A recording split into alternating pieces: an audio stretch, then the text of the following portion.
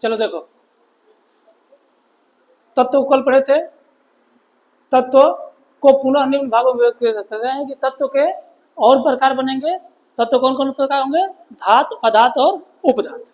ठीक है, धातु क्या होता है?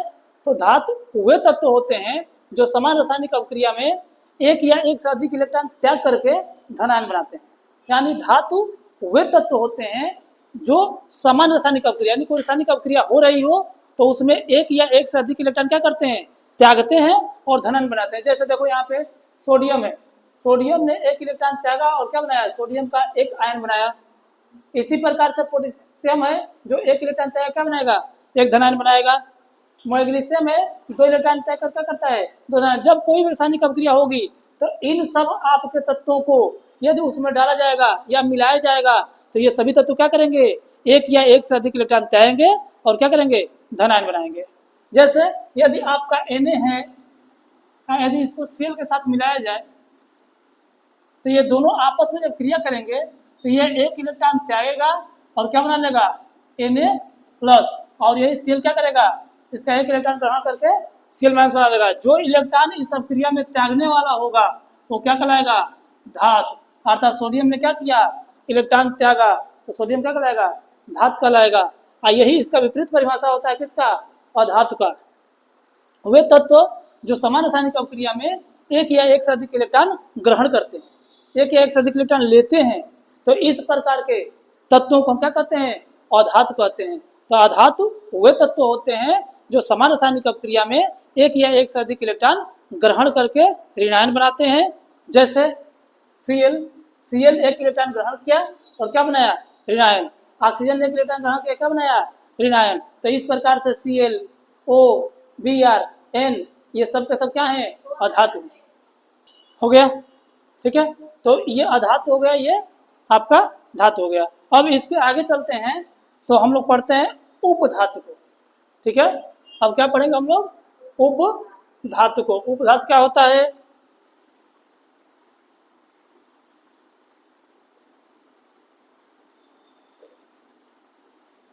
उपधातु,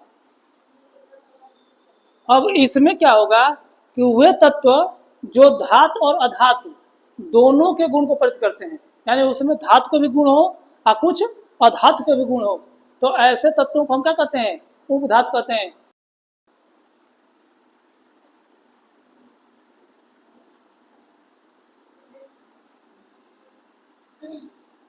एंटीमनी, जर्मेनियम, आर्सेनिक आदि, ये सब के सब क्या है?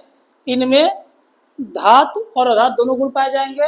अर्थात आप धातु के बारे में समझेंगे तो धातु क्या होते हैं? धातु विद्युत और ऊष्मा क्या होते हैं? सुचालक होते हैं। तो विद्युत के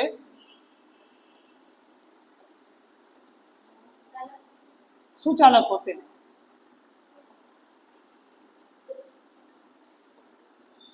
होते हैं, परंतु वही बात कहें अधातु की, अधातु क्या होंगे? अधातु विद्युत के क्या होते हैं? विद्युत के कुचालक होते हैं। विद्युत के कुचालक होते हैं। तो ये दोनों तो आपका दिख रहा है कि ये धातु और अधातु गुण है, लेकिन उपधातु क्या होंगे? अब इन दोनों के गुणों को रखेंगे तो उपधातु को हम क्या बोलेंगे? उपधातु अर्धचालक होते हैं। यानी कि आप कहा जाए क्या बाबू, ये धातु और अधातु का गुण है, इसमें दोनों पाया जाता है, दोनों के लक्षण होते हैं, उसे हम क्या कहते हैं? उपधातु। अर्थात उपधातु क्या होंगे? अर्धचालक, यानी पूरा पूरा धारा भी नहीं बहेगी और कम भी नहीं बहेगी, तो एकदम नहीं बहेगी, अर्थात बीच वाला होगा, तो क्या कहलाएगा? अर्धचालक। तो आप कह सकते हैं कि उपधातु क्या होते हैं? उपधातु अर्धचालक होते हैं।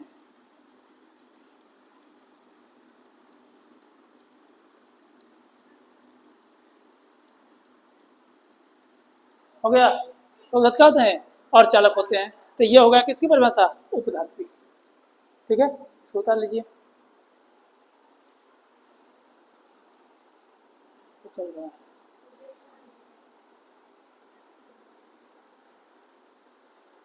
अब हमने पढ़ा था यौगिक क्या होता है, यौगिक। यौगिक हमने पढ़ा था कि दो या दो से अधिक भिन्न भिन्न तत्व या भिन्न भिन्न परमाणु एक निश्चित अनुपात में मिल करके जिस आपके पदार्थ का निर्माण करते हैं उसे क्या कहते हैं, यौगिक कहते हैं। अब यौगिक में हम लोग पढ़ेंगे कि यौगिक के प्रकार, ठीक है। तो यौगिक को ही पुनः क्या किया गया है, यौगिक को ही पुनः दो भागों में बांटा गया है, यानी यौगिक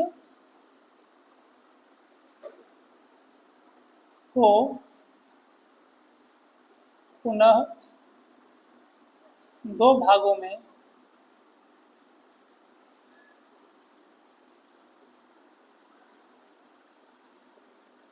विभक्त किया गया है।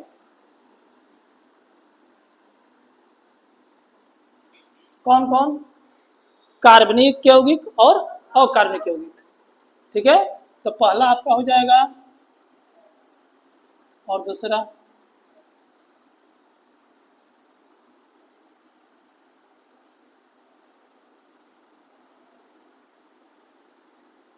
कार्बनिक यौगिक, एक हो जाएगा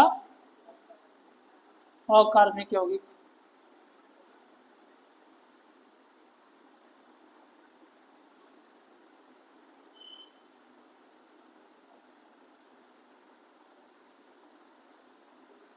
अब कार्बनिक यौगिक से क्या स्पष्ट होती है, कार्बनिक यौगिक क्या होते हैं, कार्बनिक का मतलब ये होता है कार्बन की यौगिक, यानी वे यौगिक जो कार्बन, ठीक है, मुख्यतः कार्बन से मिल करके बने होते हैं उन्हें क्या कहते हैं, कार्बनिक यौगिक कहते हैं। यानी कार्बन और अन्य कोई भी परमाणु मिलता है तो जो यौगिक निर्माण करता है यानी कि उस यौगिक में कार्बन होना अनिवार्य है। तो वे यौगिक जो कार्बन से बने होते हैं उन्हें हम क्या कहते हैं, कार्बनिक यौगिक। यानी कि अन्य तत्वों को छोड़ दो, केवल कार्बन की बात करो तो कार्बन से बने यौगिकों को हम क्या कहते हैं, कार्बनिक यौगिक, ठीक है। तो वे यौगिक जो मुख्यतः कार्बन व हाइड्रोजन, सबसे बड़ी बात कार्बन व हाइड्रोजन के बने होते हैं,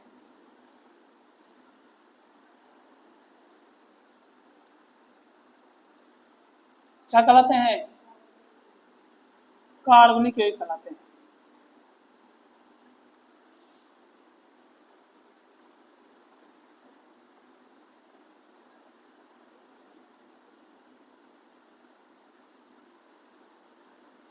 ठीक है। और कार्बन और हाइड्रोजन के मिलने से बने हुए को हम क्या बोलते हैं, हाइड्रोकार्बन। तो जितने हाइड्रोकार्बन पड़ेंगे वो सब के सब क्या होंगे, कार्बनिक यौगिक होंगे, ठीक है। जैसे की बात करें, देखो जैसे कौन कौन है, तो CH4,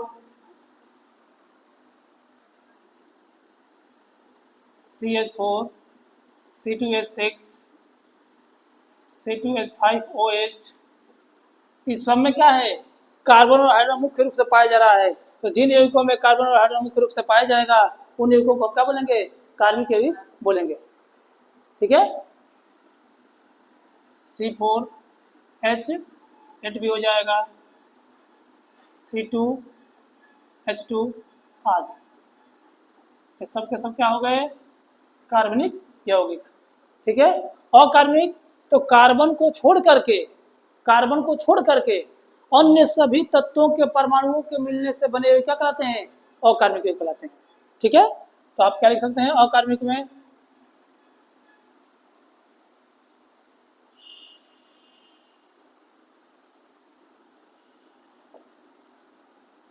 आप लिख सकते हैं वे यौगिक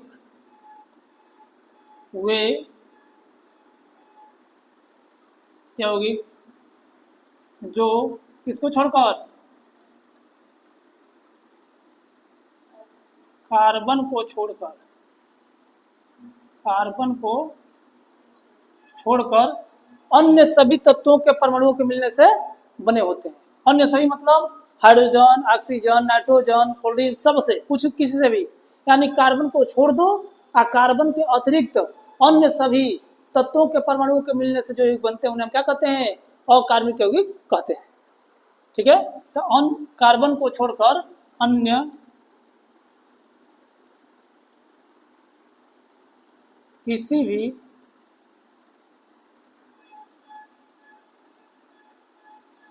तत्वों के परमाणु से मिलकर बने होते हैं।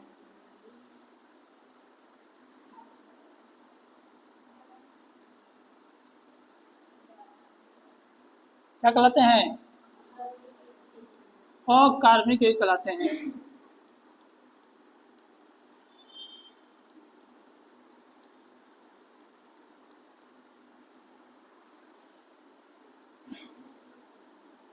कहलाते हैं। जैसे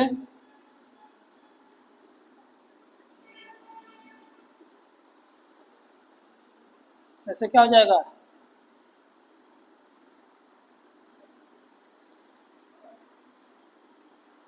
H2O, NaCl, MgCl2, H2SO4, ठीक है, CaO आदि। अब देख लो, इन सब में कहीं कार्बन दिख रहा है? नहीं। अर्थात जिन आपके यौगिकों में कार्बन को छोड़ करके अन्य सभी आपके तत्वों के परमाणु पाए जाते हैं, उन यौगिकों को हम क्या कहते हैं? अकार्बनिक यौगिक कहते हैं। ठीक है, स्पष्ट हो गया परिभाषा? कार्बनिक में सिर्फ कार्बन और हाइड्रोजन, इसके अलावा कुछ बहुत ऑक्सीजन हाइड्रोजन मिल जाएंगे, वो बात अलग है, लेकिन इसमें मुख्यतः क्या होंगे? कार्बन और हाइड्रोजन रहेंगे।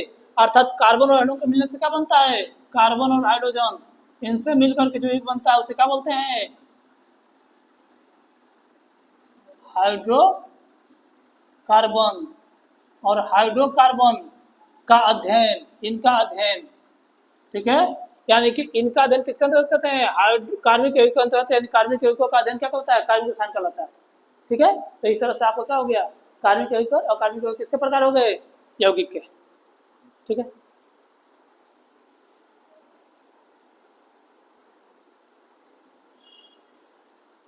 चलिए अब आगे बढ़ते हैं और पढ़ते हैं किसको? अशुद्ध पदार्थ को।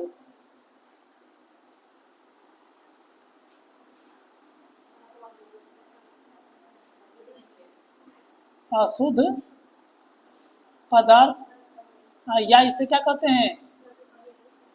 या मिश्रण, यानी अशुद्ध पदार्थ को ही हम क्या कहते हैं? मिश्रण कहते हैं। यानी कि दो या दो से अधिक पदार्थों को आपस में मिलाया जाए और किसी भी अनुपात में मिलाया जाए तो जो पदार्थ बनता है उसे क्या कहते हैं? मिश्रण कहते हैं या अशुद्ध पदार्थ कहते हैं। तो दो या दो से अधिक पदार्थ आपस में संयोग करके या किसी भी अनुपात में संयोग करके जिस पदार्थ का निर्माण करते हैं उसे हम क्या कहते हैं? अशुद्ध पदार्थ कहते हैं। ठीक है, तो वे पदार्थ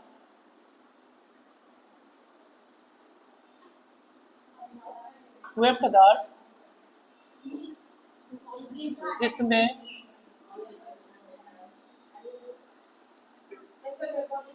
दो या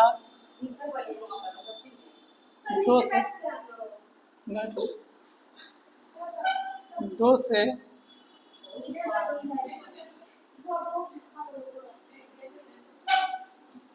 अधिक पदार्थ, ठीक है, अधिक पदार्थ किसी भी अनुपात में मिले होते हैं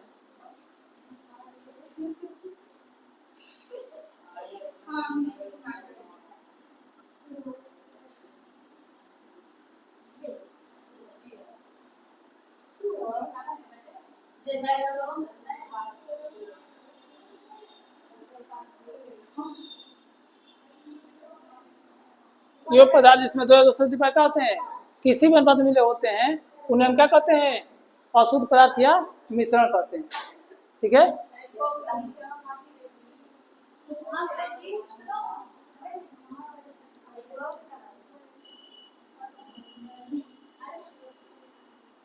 अशुद्ध पदार्थ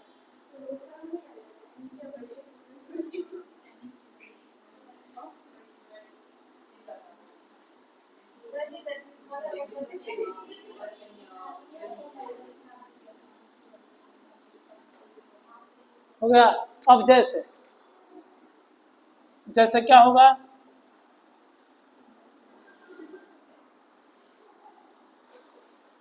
जैसे आप जल और चीनी को मिला दीजिए, तो जल क्या हो गया, एक पदार्थ हो गया, और चीनी क्या हो गया, एक पदार्थ हो गया, और जल और चीनी मिल करके जो बनाएंगे रस, रस क्या हो गया, अशुद्ध पदार्थ का मिश्रण हो गया। क्योंकि जल और चीनी के मिलाने पर हमें उसमें किसी अनुपात को देखना नहीं होता है। जल अधिक हो गया, थोड़ा चीनी कम या अधिक भी हो गया, तब भी वो क्या बनेगा, रस ही बनेगा। तो रस क्या है, मिश्रण है। बिल्कुल, जल में चीनी मिलाओगे तो निश्चित मात्रा में तो मिलाते नहीं है। अगर जल में चीनी मिला रहे हैं, अगर 1 लीटर जल है उसमें पाव भर चीनी मिलाओ या 300 ग्राम मिलाओ चाहे 400 ग्राम मिलाओ, सारी स्थितियों में क्या बनेगा, रस ही बनेगा। ठीक है, तो इस तरह से क्या है, मिश्रण ऐसा पदार्थ होता है जिसमें दो या दो से अधिक पदार्थ आपस में किसी भी अनुपात में मिले होते हैं। जैसे आप क्या कर सकते हैं, जल प्लस चीनी, जल प्लस नमक, जल प्लस,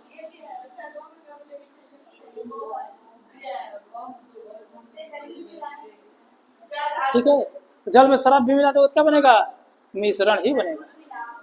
ठीक है, हाँ, तो इस प्रकार से जितने आप भाग देख रहे हैं ये सब के सब क्या हैं, अशुद्ध पदार्थ हैं। अब मिश्रण भी दो प्रकार के होंगे, हम मिश्रण को क्या करेंगे, दो प्रकार के, अर्थात आप क्या लिखेंगे,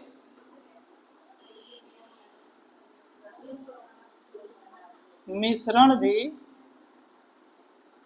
दो प्रकार के होते हैं।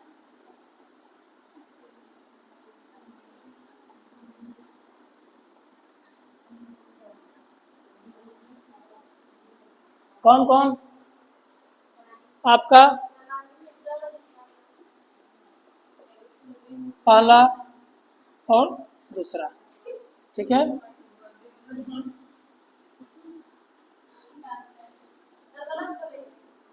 नहीं जी, समांगी मिश्रण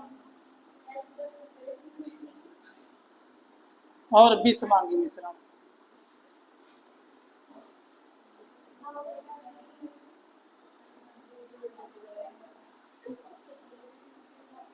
ठीक है, तो समांगी और विषमांगी क्या होता है, अब इसको अगले पेज पे देखते हैं। ठीक है, तो करो,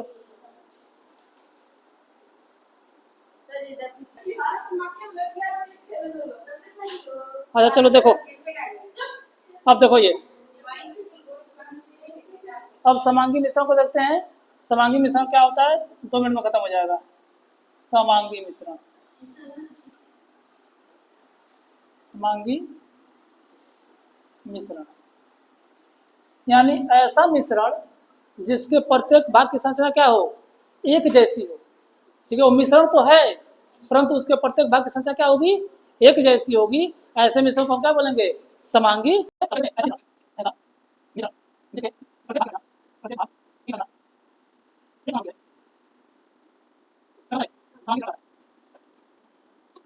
जैसे जल में आप नमक घोल दीजिए, ठीक है, अब जल में नमक घोल करके आप देखेंगे कि जल और नमक क्या होगा, उसका प्रत्येक भाग एक जैसा दिखेगा। चाहे आपका नमक और जल का चम्मच, एक चम्मच नीचे से निकाल दें, चाहे ऊपर से निकाल दें, चाहे कहीं से भी निकाल दें, सारे जगह का स्वाद क्या होगा, एक बराबर ही आपको लगेगा। अर्थात उसके प्रत्येक भाग की संख्या क्या होगी, एक जैसी।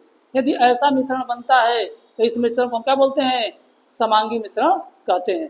तो जैसे में आप क्या लिख सकते हैं, जल और नमक का मिश्रण, जल प्लस या जल व नमक का मिश्रण। इसी तरह से जल व क्या, एल्कोहल का मिश्रण,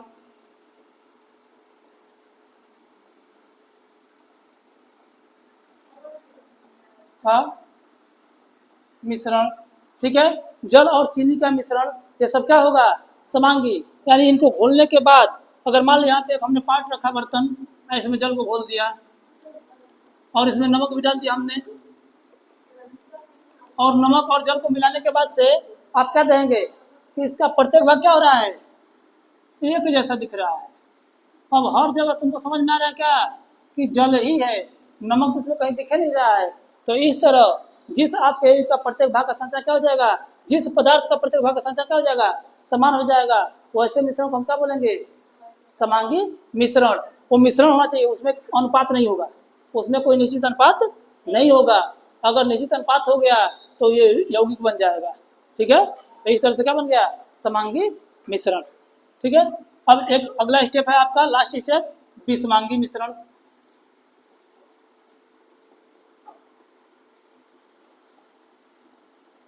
सिर्फ उसका क्या कर लेंगे आप, उल्टा कर देंगे। ऐसा मिश्रण जिसके प्रत्येक भाग की संख्या क्या होती है, एक समान नहीं होती है, नहीं कर देंगे।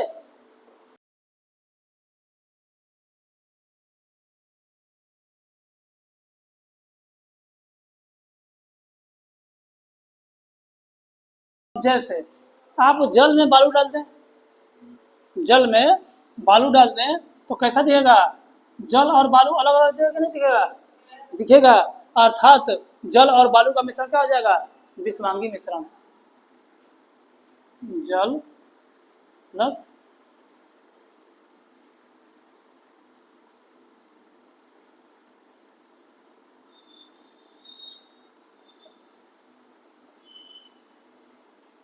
मिश्रण, जल व मिट्टी का मिश्रण,